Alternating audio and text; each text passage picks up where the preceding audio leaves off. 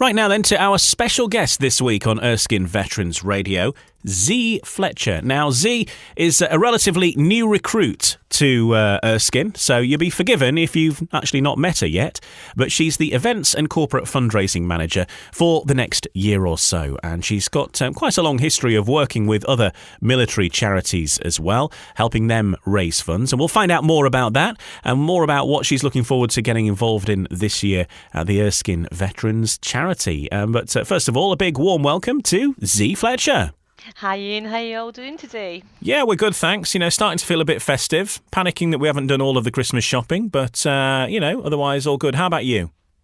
Yeah, I'm really happy. I was really lucky. I was in New York for a week last week. So, look at this, eh? Incredible. Start the new job and then go off to New York. What's that all about, eh? But very much in the festive spirit now. You must be working in the rock and roll end of the organisation there then. Yeah, it would have been my honeymoon, but I've not had a chance to get married yet because of COVID, so we just went anyway. Was it all festive? Did you see the big Christmas tree and all that they have? Oh, absolutely. Rockefeller Center, the big, huge Christmas tree was amazing. But just America and the whole that time of year. I've never been before, but the decorations were just fantastic. Yeah, fantastic. Well, glad you had a lovely trip. And now into the work at Erskine. Of course, people will be forgiven for maybe not having met you yet, because partly you've been in New York, but now you are in the job. And I'm sure that over the coming weeks and months, and certainly after Christmas, people will get to know you a little better. Tell us a little bit about your backstory and what brought you to Erskine. Fantastic, yes. So I first came across Erskine about 5 years ago whenever I first started my role as the UK Fundraising Manager for the RAF Benevolent Fund. And one of our ambassadors, Joanna Martin, she had a terrible accident which rendered her paralysed. And Erskine took her in for 2 years whilst we managed to get a house sorted out for her. So that's when I first started to hear about Erskine. But going forward, I've been working with veterans and with the military for many, many years now, so it's nice to finish my career. I'm only going to do another 12 months when I retire next year at 55, so how wonderful to come to Erskine and try and use my experience over the last few years to help cover maternity cover for Jen and hopefully spread a bit of Zee magic. Okay, magic wands to the ready then, folks. You do have, as you mentioned there, a history of working with some of the other military charities. How did you find yourself in the military world, working in this particular sector, if you like? Yes, so my ex-husband, who I was married to for over 20 years, was in the RAF. So from the age of, believe it or not, 21, I started my RAF wife type career. In those days, the wife actually got interviewed whenever your husband went for selection, see if you were of good standard to be part of the military. So going forward, I've literally been around the RAF especially for over 30 years. And then I was actually in a role with Station Commander's PA during Afghanistan and Iraq for another 7 years. So always had the passion, not just because of the uniform, some people might say, but actually just really enjoy being around the military and just being able to sort of really support the incredible work that they actually do. And so you began your journey as a military wife, I suppose, as you mentioned, as a spouse, but then got more involved as through obviously living on bases and being part of it. I suppose you sort of get roped in a way, do you? Yeah, quite incredible. At one stage, whenever I was in my role as PA, my station commander said, "Zee, can you just do that thing that you do? Because I need my weapon transported to the airport that's now changed because I need that for going on the aircraft to go off to Iraq." And you're there going, oh my goodness, it's all got to be security, everything like that. But so many things that you had to do, some tragedy that you had to work with as well. But in the whole, incredible to be able to do such a support because the military just do so much and across all three services. And the logistics, of course, are on a different level, aren't they, in the military? You know, as you've even just touched on there, I mean, that was a package, I suppose, but a very different package to what you would ordinarily send in the post. And, of course, some of the amounts of people or equipment that you might have to arrange to go to different places is, not something that you would standardly get on DPD, for example, you know? It certainly is. And whenever I was lucky, I worked lived in Cyprus for 3 years. My husband's out there, and I managed the media ops operation during the Beirut crisis back in 2005, 2006. I'll probably get picked up on that later on. But literally, we had the media ops team from the UK parachute in, came into our office and said, right, we need cars, we need hotel accommodation, we need this, we need that, we need that. We've literally just come with our rucksack. So really that, again, was quite an incredible experience for the big evacuations out of Beirut. Wow. Okay, that certainly is different. And you've worked, as you mentioned, with the RAF, but also you were involved with the Benevolent Fund for a number of years, 6 years. Tell us about your special moments there with the RAF Benevolent Fund, because, of course, they're a huge charity, a fantastic charity that do so much as well, and your experience with working with them. Just simply wonderful. Two incredible experiences. One was during my role when I was actually managing all Scotland, Northern Ireland, Northern England. Really got heavily connected with the RAF widows up at Kinloss, and it was wonderful to work with them and actually pull them back into the RAF world a little bit after sort of they'd lost their husbands with the Nimrod crash. So wonderful relationship that we built up there, and really managed to get them integrated into the RAF family again, which is great. But one of my best experience, I think, probably was our Dam Busters bike ride, which was celebrating 100 years of Johnny Johnson, the last surviving dam buster. And I actually took part in the bike ride myself, but it's the first time during COVID, lots of nonsense going on, but we managed to actually get a bike ride on the roads and raise over 200,000, which was incredible. And the impact, obviously, as we know, getting grants out of which the Benevolent Fund does to Erskine. So nice to feel as part of it at even that stage. Yeah, and I was in the Air Cadets when I was younger, when I was, about 12, 13 or something like that, and many an afternoon through the course of the year, usually when it was raining and windy, standing on a street with a tin, raising money for the RAF Benevolent Fund as well. So I've certainly shaken your tin at some point in the past. Obviously, events have been very different, and you worked with events and fundraising with the Benevolent Fund, and that's what you're going to be doing at Erskine as well. How has the last couple of years or so been for someone who's involved in trying to get major fundraising events on? Because, of course, the world changed quite dramatically on that front, didn't it? I think the biggest word I would probably use is meltdown. Right. So many of my team, and I managed a team of 7 at the fund. We had such an incredible 2 years planned after many years of lots of extra planning, that it was literally, what can we do? It's going to get cancelled. It might not get cancelled. But on a positive, which is the way I always am, we actually really looked into virtual events, spinning things around, and using that time when we were thinking, how on earth do we get the income coming in, that we actually span things into more of a virtual way of doing things, and also winging it slightly whenever we thought, okay, will this event maybe run? Can we get away with it with safety? And we'd managed to do that as well. But it's been a very difficult 2 years. But hopefully what we've learned from that is how to just be very resilient and positive. And hopefully that's something I'll bring into Erskine as well, as we probably have to spin things around a little bit to make sure that we're following COVID regulations. But it's an exciting challenge. And tell us about some of the events that you've been involved in, some of the big events in the past, your big successes that you look back on so far in your career at least. Oh, yeah, love to. So we had a great success. Lord Bruce of Broomhallsday is one of our great supporters of the Benevolent Fund, and I think with Erskine too. And we actually linked in with some supercar guys, and they came and we did a wonderful outdoor event last year, which we thought was going to get cancelled, but managed to make it run, along with our big charity dinner and auction, which was incredible. Going back to Dam Busters, that was quite incredible as well, because we did that as a virtual event and ran our first Facebook community, and we had over 650 people take part, 300 on the ground in the actual bike ride itself, and then 300 to 400 people actually taking part all across the world, which was really quite incredible. the best thing of that is Johnny Johnson's in a care home, and we managed to get a cycle pass for him with some of the Dam Busters team, which absolutely made his birthday last year, and it was wonderful to be part of that whole celebration, recognising that last Dam Buster.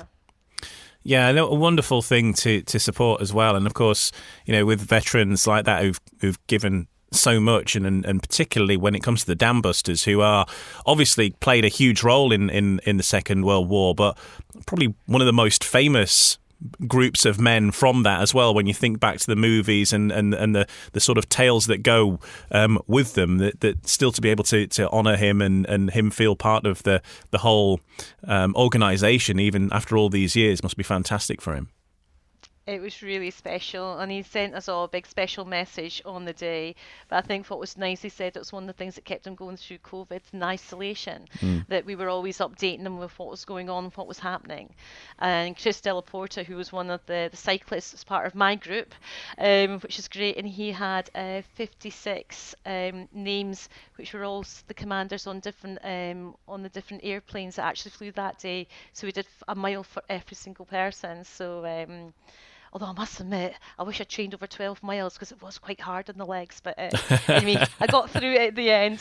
How long have you actually been in the job? You are very, very new, aren't you? So I think I'm just coming on to week 3. Okay, right, yeah. So I literally came in, started, and then had some planned holiday for a week. So probably working day about day 14, something like that. So just get my head into everything just now. Yeah, I think obviously it's not really going to kick in until after Christmas now, is it? We're on that sort of slope down to the little Christmas break, I suppose. But tell us something then about your new teammates. Sorry, I'll start again. Tell us something then about you that your new teammates and your colleagues at Erskine wouldn't know about you. What is this a good thing? It's sort of a little bit of the person behind the role. Okay, so since it's Christmas, I thought I'd put this one in for a bit of a laugh, because whenever I was working up at Lossiemouth, I got involved with the local theatre group up there just to try and make some new friends. Went along to the auditions, dragged along actually by one of my friends, because she said, oh, let's be the two women in there, that sort of activity, but actually got chosen to take the lead in Bluebeard, which I was quite surprised about because I didn't think I could actually hold a song, but managed to, and had great fun being the panto lead at RAF Lossiemouth a few years back. So that's something that the team probably didn't even think I'd be able to do. Wow, okay, so maybe in future then there could be maybe next year the Erskine panto, and you could be involved. Well, yeah, that's what you got to do, isn't it? Fantastic. Okay, a budding acting career then. What are you looking forward to most about really getting started with Erskine in your new role? I just can't wait. I've been so lucky taking over from Jen, who's been managing it for so long, and Alison as well, who's coming in to help. But the fact I've got such a great team behind me, and I'm really hoping that some of the experiences, especially with creating those virtual events, that especially marching for Erskine in March, I'm really hoping I can use some of those sort of experience from before just to try and really boost the income in some of these areas, and just delighted to be really keen, positive, and just going forward and trying maybe a few different concepts and ideas that I've used before. And with Erskine, I think the thing that I've noticed is that you have got this family feeling amongst not just the residents, our veterans, and the staff members, but when it comes to the fundraisers and also the family members, everybody is totally together when it comes to doing these fundraising events. And Erskine announced they're going to be doing a big fundraising event, and people really leap to the cause and get involved. And even if you're not putting on a big event, people are coming up with their own things, or they're raising money by doing their own coffee mornings, for example, or doing their own sale of something to raise funds for Erskine. It must be fantastic for you, being a fundraising manager, knowing that there's this such love of people desperate to get out there and do their bit for Erskine. Erskine's like gold dust, because it's the magic that they have in both the care homes and the care home in Glasgow. I'm just really can't wait to be able to meet some of the actual veterans we got in there. But it's that big family, and I think there's an even bigger family that we can actually reach out to, and hopefully I can help that a little bit as well in my new role. But I mean, isn't it just fantastic? And when you get inspired with other people, I do hope we'll be able to do a little bit of a Facebook community, because that's a wonderful thing to do when people are taking part, and it makes them feel part of a bigger family, that if they're fundraising for one thing, they may be fundraising with other groups. So I think we've got so much potential just to spread that magic word. Give us a flavour of the events then that are in the planning stages now, because I think we have some fairly regular events through the course of the calendar with Erskine. But what's on the cards to look forward to as we head into 2022? So Ian, it's time to get your dancing shoes on, because we've got our Burns Not again. Night coming up in February. Come on, you need to get a little bit of a Kaylee going with you there. Yeah, well, I've got a history of Kaylee's. Yeah. Oh, fantastic. So we've got Burns first, but we've got some other really big events coming up as well. Obviously, we've got our big victory ball later on in October. But before that, we're really doing a big push this year for our March for Erskine. So hopefully, like cadets, etc., we're trying to get them really involved. And also, you're going to have to get your kilt on as well, Ian, because it's the kilt walk coming up. So we're going to be running that across Scotland, so which is going to be great. Glasgow, Edinburgh, Aberdeen, and hopefully I'm going to be using some of my contacts from RAF Lossiemouth and get them in their kilts up there and have them up in Aberdeen, and we're going to hopefully have some cheering stations that we're actually going to be part of, so we can really, really put the word out about Erskine and reach that bigger audience. So we got lots, and planning starting now. Busy into Burns and busy into getting March for Erskine sorted out. And then, of course, we've got the Ideal Home exhibition in May, and we've also got the big motorcycle meet. So I think I'm going to be a bit of a busy girl over these next few months. I think they will keep you very busy. There's always something going on. And then there's so many other, as I say, sorts of smaller events. And then you've got events taking place in America as well, with the American Friends of Erskine who get involved and do their thing too. So I think you're going to need eyes in the back of your head. It's going to be a busy time. Yeah, Friends of Erskine over in America. I'm looking forward to really getting some good one-to-ones with them all and working with them too. It's going to be very exciting. Well, we're hoping that we can get back in person to doing more of these events, aren't we? That's what we're all hoping for. We managed it with the Victory Ball this year, but so many of the other events had to be held virtually. But there were still big successes, and people were getting out there and doing their miles and on their walks or whatever it is that they were doing to raise money for Erskine. As for 2022, though, personally, what are you most looking forward to about the year ahead? So I'm personally looking forward to making all these events a great success for Erskine, and just being part of this whole family here, because that's what it's like. It's a wonderful family, and I'm really happy to be involved in it. But also, I'm actually really looking forward to getting married in September. Oh, of course, yes. Eventually, that's going to be the big one there. So so lots of events, and then putting my wee wedding in between there as well, which will be wonderful. But as an events planner yourself, then organising a wedding should be fairly straightforward, right? Yeah, it's nice. So I'll hopefully getting married in Australia, because that's where my daughter-in-law to be is, and then a big party in Glasgow. So I was quite happy that my fiancé has only got a small family, because I said, well, do you know what? I'm going to be filling the rest of those spots, so don't worry about that. So, it's going to be good fun. Well, you're certainly going to put in the miles in, that's for sure, this next year. So all the best of luck with that. And I'm sure we'll speak again before then, because we'll be talking about your many events, I'm sure, over the coming months. That'd be really great. It'd be lovely to be able to spread the word, and also just give everybody an update about how well these events have actually gone, and I'm sure some of the funny stories that we're going to have as well to share with everybody. Absolutely, and look forward to hearing those as well. To round us off then from our conversation this week, one final job for you, Zee, and that is to pick us a song to play us out. What shall we have? Well, since it's Christmas, it's my absolute favourite, and I think it's just what we all think about whenever it's Christmas time. So it's got to be White Christmas with Bing Crosby, please, Ian. Oh, it doesn't get any more heartwarming than that. A fantastic song to play us out. And all the best for a great Christmas, Zee, and all the best for 2022. and to all of you as well. It's been a pleasure talking to you, and Merry Christmas.